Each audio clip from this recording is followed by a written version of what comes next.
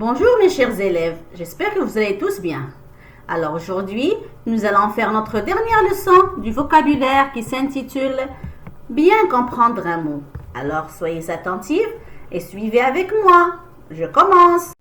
À la fin de notre séance, nous allons apprendre à utiliser le contexte pour comprendre le sens d'un mot ou bien à utiliser le dictionnaire pour rechercher les différents sens d'un mot. Et comme pièce jointe, vous aurez une carte mentale de la leçon et un exercice d'application. Prenez alors votre manuel sur la page 196. Nous allons découvrir notre leçon d'aujourd'hui. Alors si vous voyez avec moi, nous avons deux étapes. Dans l'étape 1, nous allons regarder le texte qui entoure le mot rechercher ou bien le verbe rechercher. Et dans l'étape 2, nous allons choisir parmi plusieurs sens. Donc commençons par l'étape 1. On va lire le texte. Pour survivre dans la forêt, le poulet picorait des graines, le lévrier chassait du petit gibier, le mouton et l'âne broutaient des feuilles dans les buissons. Un jour, l'âne a trouvé de l'herbe grasse et tendre. Il en a tant mangé que son ventre est devenu gros comme un tonneau. Donc, essayons de répondre aux questions de compréhension. Que font le poulet, l'âne et le mouton? Donc, le poulet picore. L'âne et le mouton broutent. Donc, quel verbe dans le texte a un sens voisin de picorer et de brouter? Si on revient au texte, nous allons remarquer que le verbe manger est le verbe qui a un sens voisin de picorer et de brouter. Pourrait-on inverser dans les phrases les deux verbes, picorer et brouter? Eh bien non. Pourquoi? Parce que le poulet ne broute pas et le mouton et l'âne ne picorent pas. Parce que picorer, c'est manger en piquant avec le bec. Et brouter, c'est manger de l'herbe ou des feuilles arrachées des branches. Donc, ce qui nous aide donc à comprendre précisément ces deux verbes, c'est le rapport avec manger, avec les noms des animaux, avec les mots graines et feuilles dans les buissons. Donc, l'âne et le mouton broutent les feuilles dans les buissons et le poulet picore des graines. Très bien. Donc, on a pu comprendre le sens de ce verbe à travers le contexte de ce texte. Passons à l'étape numéro 2. Bien choisir parmi plusieurs sens. Donc, nous avons l'âne a trouvé de l'herbe grasse et tendre. Voici deux articles du dictionnaire. Nous avons gras, grasse, adjectif bien sûr. Nous avons 5 définitions. La première définition. Formé de graisse. Le beurre et l'huile sont des matières grasses. Planche alimentation. Nom masculin. Le gras du jambon, sa partie grasse. Définition numéro 2. Gros. La fermière a tué une noix bien grasse. Le contraire, c'est efflanqué. Définition 3. Enduit. Sali de graisse. Julie a essuyé ses mains grasses sur son pantalon. Définition 4. Épais. Le titre du chapitre est écrit en caractères gras. Une plante grasse aux feuilles épaisses et charnues. Définition 5. Faire la grasse matinée, c'est-à-dire se lever tard. Donc, si on voit ces 5 définitions, on va remarquer que la quatrième définition est la plus adéquate ou bien la plus proche du sens de cet adjectif. Parce qu'on voit une plante, on voit aussi des feuilles épaisses. Donc, grasse veut dire épaisse. Passons au deuxième adjectif, tendre. Nous avons dans le dictionnaire 2 définitions. Donc, tendre, c'est un adjectif qui présente peu de résistance, c'est-à-dire mou. Cette viande est très tendre, aussi tendreté. Contraire, coriace ou bien dur.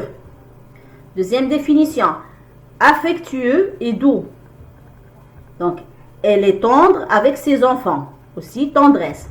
Donc, si on voit ces deux définitions, on va opter pour la première définition. Donc, selon la phrase que nous avons, Donc tendre, c'est la première définition, c'est-à-dire qui présente peu de résistance. Donc on retient que pour bien comprendre un mot dans un texte, je regarde dans quel contexte il est utilisé, c'est-à-dire les mots qui l'entourent, et je vérifie dans un dictionnaire si plusieurs sens sont proposés, je choisis celui qui convient. Parfois, je me trouve confrontée à des mots que je ne comprends pas. Je ne les ai jamais vus. Je ne comprends pas leur sens. Et bien là, j'utilise une stratégie, une technique pour comprendre les mots nouveaux. J'observe le contexte. C'est-à-dire, je regarde tout autour du mot afin de m'appuyer sur le sens de la phrase. Là, je vais vous montrer comment comprendre le sens d'un mot à travers son contexte. Exemple. Elle a mis dans un vase son bouquet de dahlias aux pétales orangés. Très bien. Donc, si je trouve dans une phrase le mot dahlia, ce mot, je n'ai jamais entendu parler du dahlia, donc je dois chercher les mots qui se trouvent autour du mot dahlia. Là, dans cet exemple, nous avons vase, nous avons bouquet, nous avons pétale. Donc, ces mots indiquent que dahlia est une fleur. Passons à la deuxième stratégie. Alors, pour comprendre le sens d'un mot, on peut utiliser un dictionnaire. Utilisons cette deuxième stratégie. Dans un dictionnaire, on trouvera 4 sortes d'informations pour comprendre le sens d'un mot. Prenons par exemple le mot agile. On trouvera tout d'abord la définition. Agile, qui est souple et rapide. On trouvera un exemple. Cet enfant est agile. On trouvera des synonymes comme leste, vif. Et on trouvera parfois même les contraires comme gauche, lourd, malhabile. Pour trouver le sens d'un mot, on l'identifie en relisant la phrase d'où provient ce mot. Ensuite, on émet des hypothèses. Et enfin, on cherche des indices de sens. Alors, si vous avez bien compris notre leçon d'aujourd'hui, lisez ce texte puis indiquez à quel mot du texte correspond chaque définition. Les garçons arrivèrent enfin à la maison où brillait une chandelle. Non, sont bien des frayeurs, car souvent ils la perdaient de vue, ce qui leur arrivait toutes les fois qu'ils descendaient dans quelque fond. Ils heurtèrent à la porte et une grande femme vint leur ouvrir. Donc, indiquez à quel mot correspond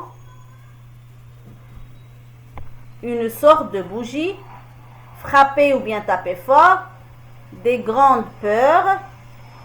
Il ne la voyait plus. Donc, cherchez dans le texte et essayez de définir ces expressions. À très bientôt.